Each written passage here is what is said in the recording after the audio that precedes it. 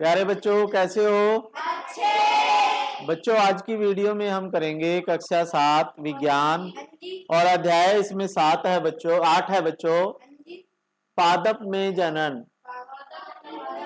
तो इस पाठ के हम अभ्यास के प्रश्न उत्तर समझेंगे और आप वीडियो अंत तक जरूर देखें और पूरे क्वेश्चन समझें ताकि आपके प्रश्न याद हो जाएं। तो चलिए शुरू करते हैं बच्चों। पहला क्वेश्चन है आपके पास अभ्यास के प्रश्नों में, रिक्त स्थान भरें, यानी खाली स्थान भरने हमने। तो हमारे पास पहला है, जनक पादप के कायिक भागों से नए पादप के उत्पादन का प्रक्रम खाली स्थान कहलाता है। तो इसके आंसर भी आपके पास यहाँ पे है, देखिए नीचे। तो इसमें आ जाएगा कायिक जनन, यानी जब हम पौधे के कायिक भाग से नए पौधे को तैयार करते हैं तो उसे कायिक जनन कहते हैं।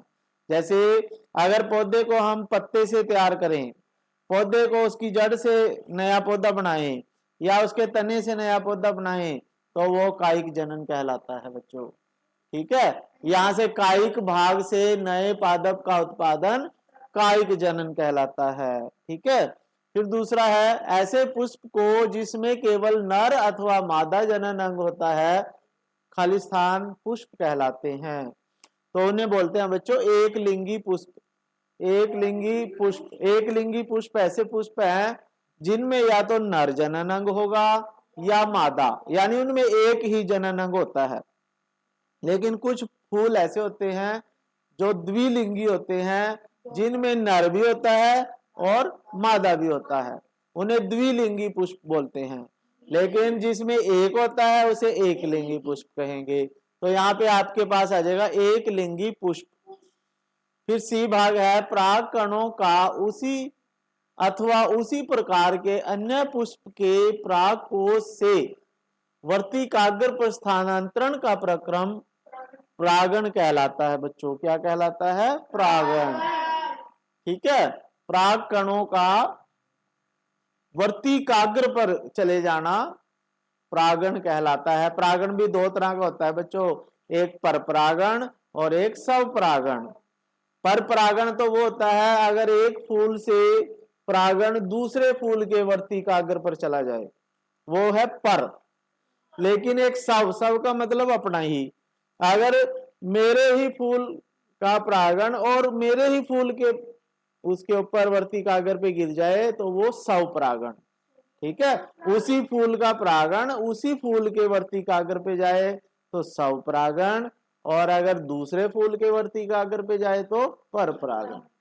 फिर उसके बाद है, नर और मादा युग्मकों का युग्मन निषेचन कहलाता है। यानी जब नर युग्मक और मादा युग्मक आपस में मिलते हैं और वो निषेचन क्रिया कहलाती है। क्या कौन सी क्रिया होती है? निषेचन।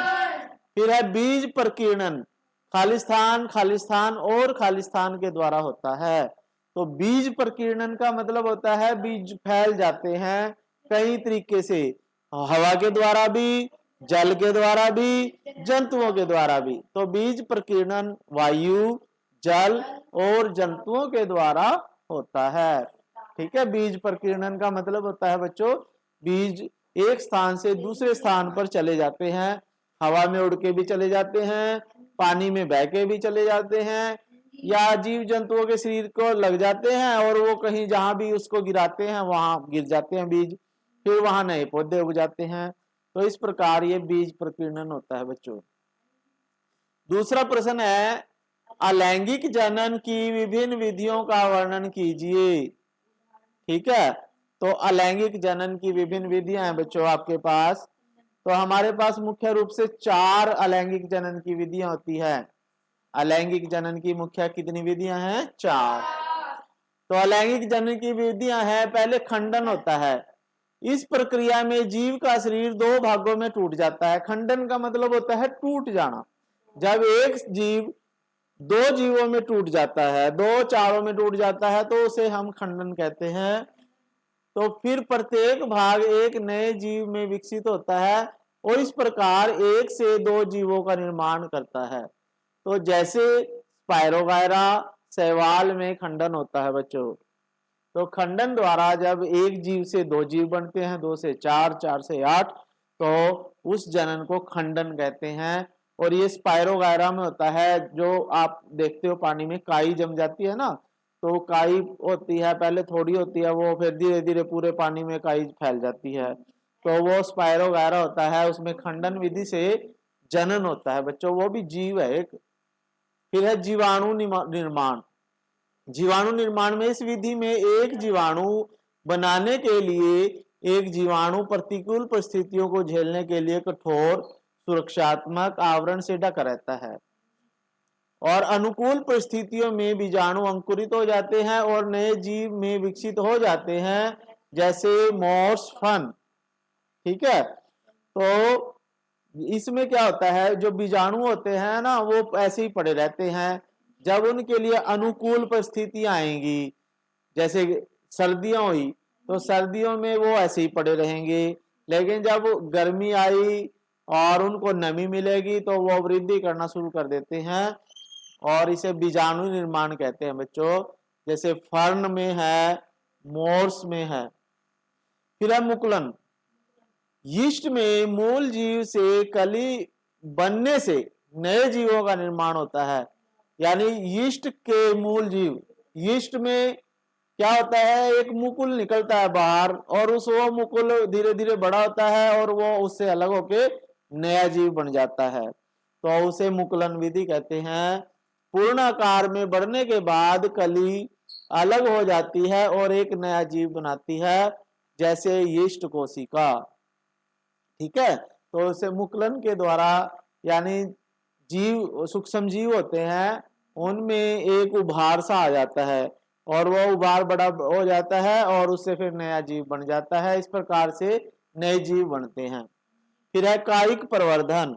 कायिक प्रवर्धन होता है बच्चों, जब किसी पौधे के कायिक भाग जैसे तना, पत्तियों और जड़ से नए पौधे पैदा करते हैं, तो उसे कायिक प्रवर्धन कहते हैं। जैसे आलू, गन्ना, गुलाब, ब्रायोफिलम।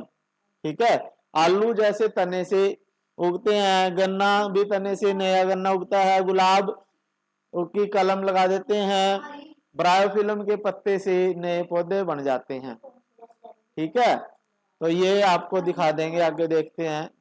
तो ये तो थे बच्चों अलैंगिक जनन की विभिन्न विधियां। फिर पादपों में लैंगिक जनन के प्रक्रम को समझाइए। लैंगिक जनन क्या होता है, देखिए। लैंगिक ऐसा जनन जिसमें नर और मादा दोनों की आवश्यकता होती है, उसे लैंगिक जनन कहते हैं। और जिसमें नर और मादा दोनों की आवश्यकता नहीं होती, उन्हें अलैंगिक जनन कहते हैं। ठीक है, जो पीछे हमने पढ़ा है। तो यह मुख्य रूप से उच्च पौधों में पाया जाता है बच्चों। यहाँ नर युग्मक और मादा युग्मक मिलकर युग्मनज बनाते हैं। ठीक है, और ये युग्मनज नए पौधों में विकसित होते हैं, तो संतान को माता पिता दोनों के गुण विरासत में मिलते हैं। लैंगिक जनन में माता पिता दोनों प्रजनन की प्रक्रिया के बाद भी जीवित रहते हैं।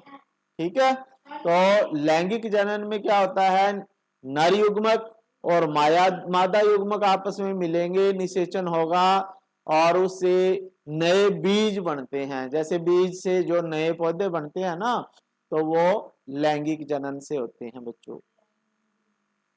ठीक है, फिर उसके बाद है आपके पास अलैंगिक जनन और लैंगिक जनन में अंतर। तो लैंगिक जनन और अलैंगिक जनन में अंतर है बच्चों।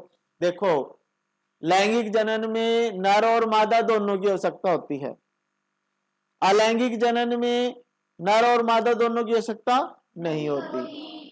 ठीक है, फिर उसके बाद यह मुख्य रूप से उच्च पौधों में होता है और यह मुख्य रूप से निम्न पौधों में, निम्न वर्ग के पौधों में पाया जाता है।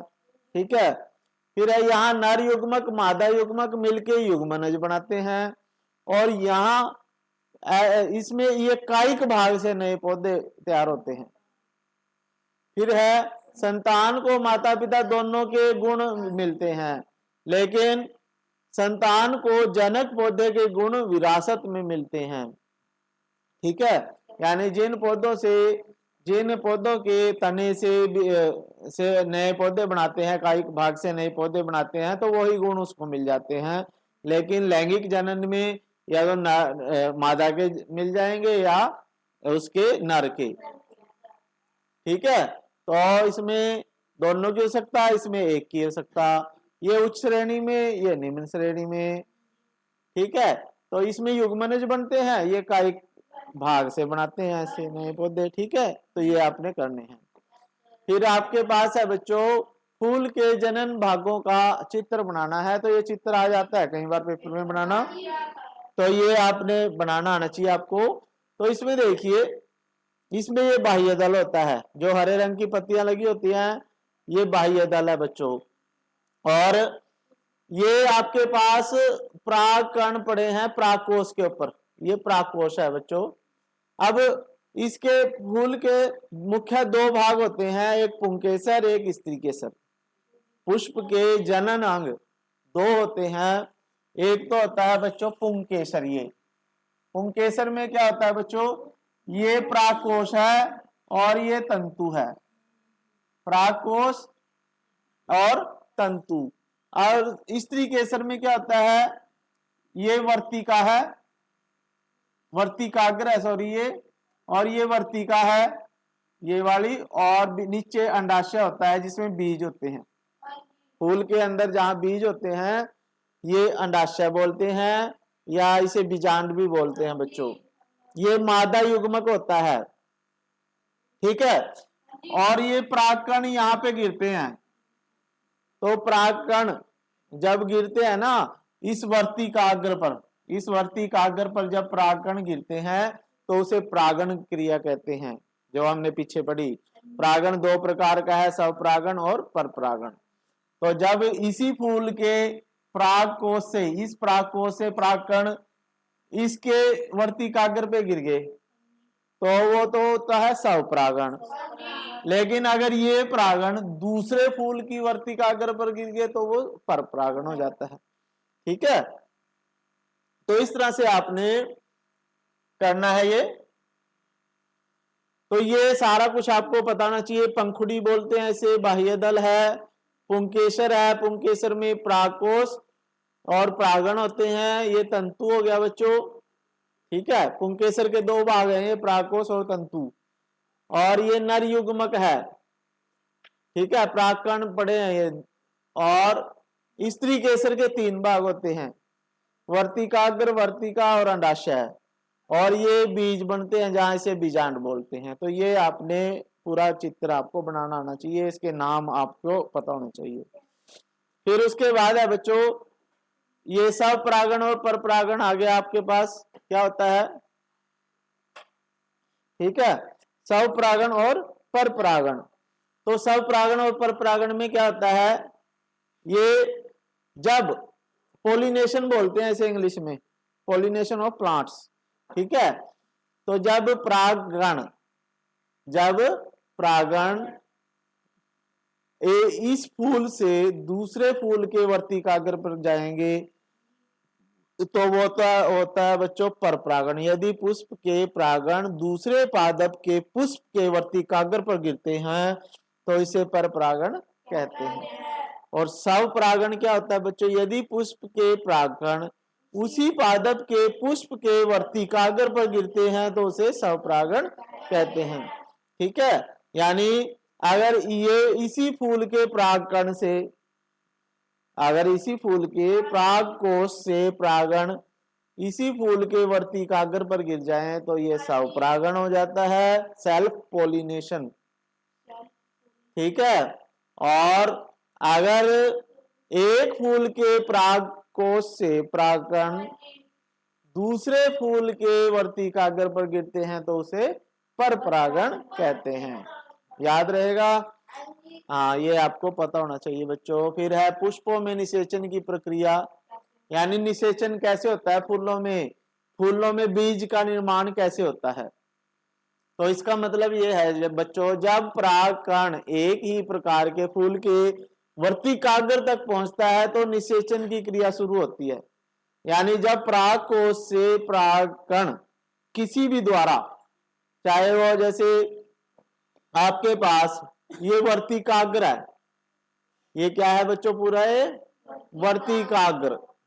तो जब वर्तिकाग्र के ऊपर परागकण आएंगे, अब ये परागकण कैसे आ सकते हैं, ये हवा में उड़ के भी आ सकते हैं, या कोई कीट पतंगा मधुमक्खी वगैरह बैठ गई कहीं फूल पे तो उसके पैरों पे लग के जब यहाँ बैठेगी यहाँ छोड़ देती है। तो जब परागकण वर्तिकाग्र पर आते हैं तो ये हमारे पास क्या होता है, परागकण है जो ये वर्तिका से होता हुआ, ये पराग नली में से होता हुआ नीचे जाता है बच्चों, अंडाशय में चला जाता है यहाँ पे अंदर, ठीक है, अंडाशय में जाएगा और यहाँ मादा युग्मक होता है, ठीक है, ये नर युग्मक आया ऊपर से और इसमें मादा युग्मक होता है। तो ये नर युग्मक और मादा युग्मक आपस में मिलेंगे तो निषेचन होगा और निषेचन की क्रिया के बाद फिर बीज का निर्माण हो जाता है बच्चों। तो इसमें यही लिखा हुआ है कि जब ये वर्तिकाग्र तक पहुंचता है तो निषेचन की क्रिया शुरू होगी। तो वर्तिकाग्र की पराग नली में परागकण आगे बढ़ता है, तो ये परागकण जो है इस नली से आगे बढ़ेगा तो यह नर युग्मक बीजांड में जाकर अंड कोशिकाओं में मादा युग्मक के साथ निषेचन की क्रिया करता है। इस प्रकार युग्मनज का निर्माण होता है। तो निषेचन की इस प्रक्रिया के बाद अंडाशय फल में विकसित हो जाता है, ठीक है, तो वहां फल बनता है और फल के अंदर फिर बीज बनने शुरू हो जाते हैं। जैसे आप देखते हो ना, अमरूद है, अमरूद में पहले फूल आएगा, फूल के अंदर ये सारी चीजें होती हैं, परागकोश भी होगा, परागकण भी होंगे, वर्तिकाग्र भी होंगे, तो उसके ऊपर फिर मधुमक्खियां वगैरह बिन बिनाएंगी, तो फिर वो उस परागकोश से परागकण को वर्तिकाग्र पर घेर देंगी कैसे भी, फिर वो फूल धीरे धीरे मुरझा जाएगा और उसके अंदर फल बन जाएगा अमरूद का, फिर वो अमरूद धीरे धीरे उसके अंदर बीज आ जाते हैं अमरूद के अंदर, ठीक है। तो इस तरह से निषेचन की प्रक्रिया के बाद अंडाशय जो है फल में विकसित हो जाता है और बीजांड बीज में विकसित हो जाते हैं।